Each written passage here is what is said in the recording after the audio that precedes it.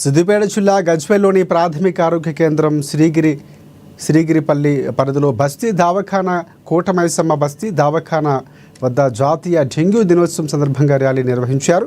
పరిసరాల పరిశుభ్రత పాటిద్దాం, దోమలను నివారిద్దాం జాతీయ డెంగ్యూ దినోత్సవం నిర్వహించారు. మన ఇంటి పరిసరాలను మురికి నీరు నిల్వ ఉండకుండా జాగ్రత్తగా పడాలన్నారు డాక్టర్ బల్బీర్ సింగ్. మన పరిసరాల చుట్టూ చెత్త లేకుండా పరిశుభ్రత ఉంచుకోవాలని, వ్యక్తిగత పరిశుభ్రత పాటించాలని సూచించారు.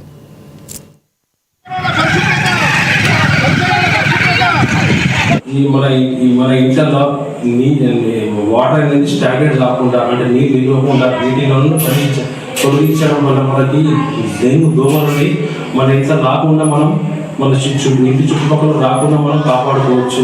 మెయిన్ ఏంటంటే మనం మంగళవారం, శుక్రవారం రోజు ఫ్రైడే డే కార్యక్రమం జరుగుతుంది.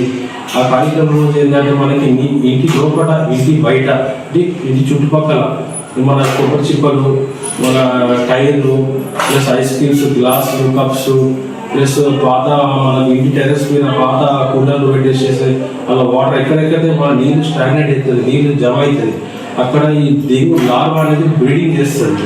బ్రీడింగ్ చేసి డెంగ్యూ దోమలు తయారవుతాయి. మనకి తయారైన చుట్టుపక్కల అన్ని మన ఇంటి చుట్టుపక్కల, ఇంటి లోపల, ఇంటి బయట అన్ని డెంగ్యూ దోమలు పుట్టి అందరికీ పుట్టడం జరుగుతుంది.